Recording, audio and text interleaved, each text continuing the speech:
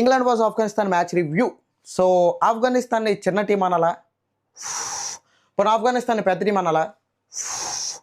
చిన్న టీం అయితే ఏంటి, పెద్ద టీం అయితే ఏంటి, ఈరోజు మ్యాచ్ అయితే గెలిచింది కదా. సో మరి ఇంగ్లాండ్ ఈరోజు మ్యాచ్ బాగా ఆడిందా? పోనీ ఇంగ్లాండ్ మ్యాచ్ బాగా ఆడలేదా? ఇంగ్లాండ్ మ్యాచ్ బాగా ఆడితే ఏంటి, బాగా ఆడపోతే ఏంటి, ఈరోజు అయితే మ్యాచ్ ఓడిపోయింది. సో యాక్చువల్గా ఆఫ్ఘనిస్తాన్ టీం గురించి ఏమంటారంటే, ఏదో 2023 వరల్డ్ కప్లో ఇంగ్లాండ్ మీద ఏదో ఫ్లూక్లో గెలిచేసింది. సో అదేమీ పెద్ద టాలెంట్ ఉన్నట్టు కాదు ఆఫ్ఘనిస్తాన్కి, ఏదో గెలిచేసింది ఒకసారి లక్కీగా అని చెప్పారు. బట్ ఈరోజు మళ్ళీ అగైన్ ఇంగ్లాండ్తో మ్యాచ్ గెలిచి, అది కూడా ఒక బిగ్ టార్గెట్ని సెట్ చేసి మరి ఇంగ్లాండ్ మీద ప్యూర్ టాలెంట్తో గెలిచాం, ఏదో ఫ్లూక్లో గెలడం కాదు అని అయితే ఆఫ్ఘనిస్తాన్ ప్యూర్ చేసింది. సో అది అలా ఉండాలి టీం అంటే. Afghanistan day by day improve అవుతుంది. అలాగే మన ఆఫ్ఘనిస్తాన్ సౌత్ ఆఫ్రికాతో మ్యాచ్ ఆడి చాలా వర్స్ట్ సిచ్యువేషన్లో ఓడిపోయింది.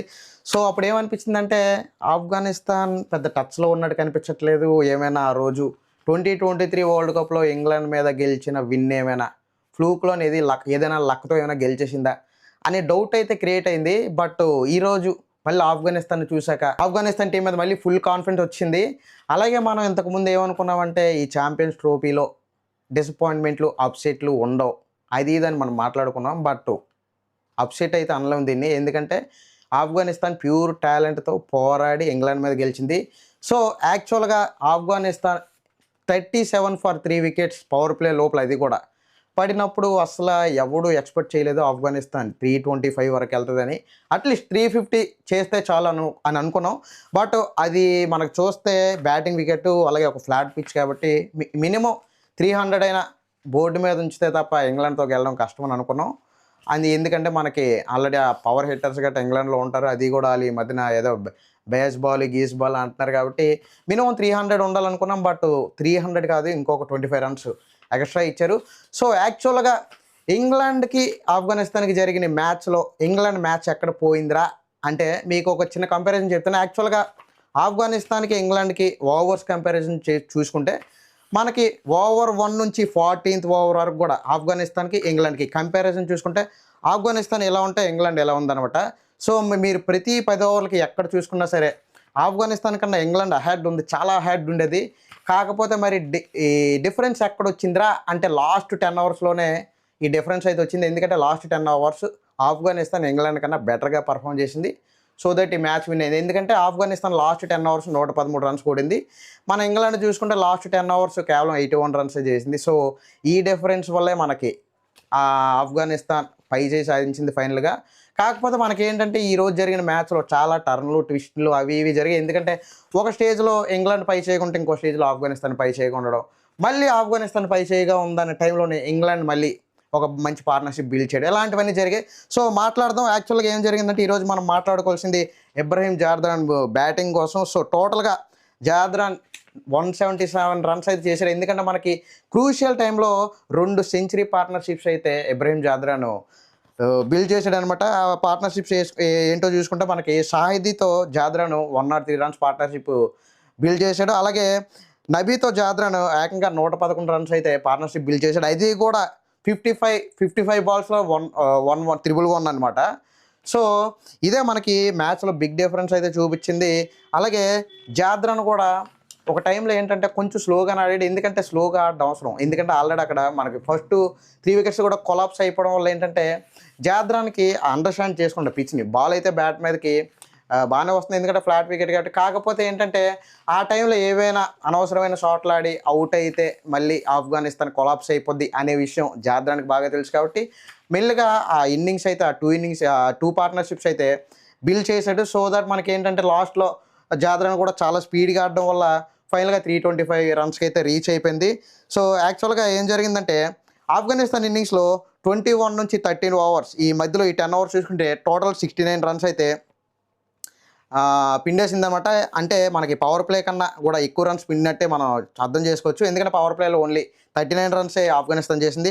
అలాగే ఇంకా క్రూషియల్ రన్స్ ఎక్కడ రాబట్టింది ఏ ఓవర్స్లో చూసుకుంటే, మనకి 20 ఓవర్లో అదే మనకి 44 ఓవర్లో టోటల్గా 20 రన్స్ అయితే జార్దాన్ లాగేసాడు అనమాట. అలాగే దాంతోపాటు 47th ఓవర్లో ఒక 23 రన్స్ అయితే లాగేశారు. సో ఈ విధంగా అయితే మనకి టోటల్గా ఫైనల్గా 325 రన్స్కి అయితే రీచ్ అయిపోయింది. కాకపోతే లాస్ట్ 50th ఓవర్ అయితే కొంచెం డల్ అయిందని చెప్పుకోవాలి, ఎందుకంటే కేవలం 2 రన్స్ వచ్చాయి. అయినా సరే మనకి ఫైనల్గా ఆఫ్ఘనిస్తాన్ మ్యాచ్ గెలిచింది. అలాగే ఐసీసీ టోర్నమెంట్లో ఆఫ్ఘనిస్తాన్కి ఫస్ట్ టైం 300 స్కోర్ అయితే రీచ్ అయిపోయింది. అలాగే ఐసీసీ ఛాంపియన్స్ ట్రోఫీలో జాద్రాన్ది ఇదే హైయెస్ట్ స్కోర్ అనమాట. ఐసీసీ జాద్రాన్దే కాదు, సో ఎంటైర్గా ఇంతవరకు ఐసీసీ ఛాంపియన్స్ ట్రోఫీలో ఏ ప్లేయర్ కూడా 177 రన్స్ అయితే స్కోర్ చేయలేదు. మొన్న మనకి డకెట్ స్కోర్ చేశాడు, దాన్ని జాద్రాన్ ఈరోజు ఆ రికార్డు చెరిపేశాడని చెప్పుకోవచ్చు. సో ఓవరాల్గా ఆఫ్ఘనిస్తాన్ ఇన్నింగ్స్లో ఎవరు స్కోర్ ఎంతో చూసుకుంటే మనకి జాద్రాన్ 177 రన్స్ చేశాడు. అలాగే ఇందులో 6 6లు 12 4లు ఉన్నాయి. షాహిదీ ఒక 40 రన్స్ అయితే స్కోర్ చేశాడు. అలాగే ఒమర్ జై గురించి ఇక్కడ మాట్లాడుకోవడం చాలా ఇంపార్టెంట్, ఎందుకంటే ఒమర్ జై చాలా అగ్రెసివ్గా బ్యాటింగ్ చేశాడు. ఎందుకంటే మనకు అక్కడ మార్క్ వుడ్ లాంటి ఒక క్వాలిటీ బౌలర్, అంత పేస్ ఉన్న బౌలర్ని కూడా ఏదో చిన్న పిల్లలను కొట్టినట్టు అయితే కొట్టాడు అనమాట బౌలింగ్. అలాగే నబీ కూడా ఒక 40 రన్స్, అది కూడా కేవలం 24 రన్స్. సో ఈ ఇద్దరు క్యామియోస్తో మనకి 325 రన్స్కి రీచ్ అవడంలో వీళ్ళిద్దరు క్యామియోస్ కూడా ఉన్నాయనే మనం చెప్పుకోవాలి. అలాగే ఇంకా నెక్స్ట్ మనకి ఇంగ్లాండ్ బ్యాటింగ్ ఎలా స్టార్ట్ అయిందిరా అని చూసుకుంటే టోటల్గా మనకి చూసుకుంటే 6.52 రన్ రిక్వైర్డ్ రన్ రేట్తో ఇంగ్లాండ్ బ్యాటింగ్ అయితే స్టార్ట్ చేసింది చేజింగ్ని చేజ్ చేయడానికి. కాకపోతే అక్కడ మనకు పవర్ ప్లేలో చూసుకుంటే కేవలం 60 రన్స్ ఫర్ 1 వికెట్ అనమాట. సో 60 రన్స్ కూడా మంచి స్టేజ్లో ఉన్నట్టే, ఎందుకంటే 1 వికెట్ పడిపోయి 10 ఓవర్లకి 60 రన్స్ అంటే బాగానే చేసింది. ఇక్కడ మన కంపారిజన్లో చూసుకుంటే ఆఫ్టర్ 15 ఓవర్స్ ఆఫ్ఘనిస్తాన్ కేవలం 56 ఫర్ 2 వికెట్స్ ఉంటే అక్కడ ఇంగ్లాండ్ 93 ఫర్ 2 వికెట్స్ ఉంది. అంటే ఇక్కడ ఎంత హెడ్ ఉందో ఇంగ్లాండ్ చూసుకోవచ్చు. సో ఆఫ్టర్ 15 ఓవర్స్ తర్వాత కూడా ఇంగ్లాండే పై చేయిగా ఉంది అనుకున్న టైంలోనే అక్కడ మనకి రషీద్ ఖాన్ డకెట్ వికెట్ అయితే తీశాడు, చాలా ఇంపార్టెంట్ టైంలో తీసి మళ్ళీ తిరిగి ఆఫ్ఘనిస్తాన్ గేమ్లోకి వచ్చింది. అలాగే ఆఫ్టర్ 21 అవర్స్ చూసుకుంటే ఆఫ్ఘనిస్తాన్ 84 ఫర్ 3 వికెట్స్ ఉంటే ఇంగ్లాండ్ చూసుకుంటే 131 ఫర్ 3 వికెట్స్.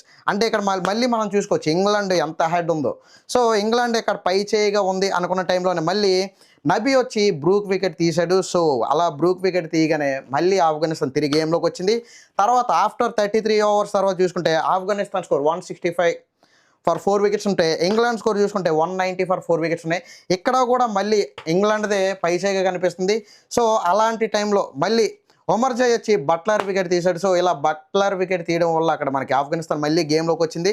సో మనం ఎంటైర్గా అక్కడ బ్యాటింగ్లో చూసుకుంటే జాద్రాన్ గురించి మాట్లాడే, ఇక్కడ బౌలింగ్లో చూసుకుంటే ఆఫ్ఘనిస్తాన్ బౌలింగ్లో మనం ఒమర్ జై గురించి మాట్లాడుకోవాలి. ఎందుకంటే ఒమర్ జై తీసింది ఏం చిన్న చితక వికెట్లు కాదు, అన్నీ కూడా పెద్ద తలకాయలే తీశాడు అనమాట. సో ఒమర్ జై తీసిన వికెట్లు ఏవో చూసుకుంటే సాల్ట్, రూట్, బట్లర్, ఇంకా ఓవర్టర్న్. సో వీళ్ళు 4 బ్యాట్స్మెన్లు అయితే ఆదిల్ రషీద్ బౌలర్. సో ఆదిల్ రషీద్ కూడా చాలా ఇంపార్టెంట్ టైంలోనే ఒమర్ జై తీశాడు అనమాట. సో కాకపోతే ఇక్కడ మ్యాన్ ఆఫ్ ది మ్యాచ్ చూసుకుంటే మనకి జాద్రాన్కి ఇచ్చారు, 177 రన్స్ తీశారు. ఇక్కడ ఒమర్ జై చూసుకుంటే అక్కడ బ్యాటింగ్లో ఒక 41 రన్స్, ఇక్కడ 5 వికెట్స్ తీశారు. So okay, 5 wickets also. నేనైతే ఏమనుకున్నాను అంటే ఇద్దరికి కలిపి మ్యాన్ ఆఫ్ ది మ్యాచ్ ఇస్తారేమో అనుకున్నాను, బట్ అక్కడ జాద్రాన్కే మ్యాన్ ఆఫ్ ది మ్యాచ్ వెళ్ళిపోయిందనమాట. అలాగే ఇక్కడ మనకి ఇంగ్లాండ్లో కూడా జోయ్ రూట్ పోరాడాడు. ఎప్పుడో 2019లో ఒక సెంచరీ చేశాడు. సో చాలా ఆఫ్టర్ లాంగ్ డేస్ కాదు, ఆఫ్టర్ లాంగ్ ఇయర్స్ మళ్ళీ ఒక సెంచరీ చేశాడు.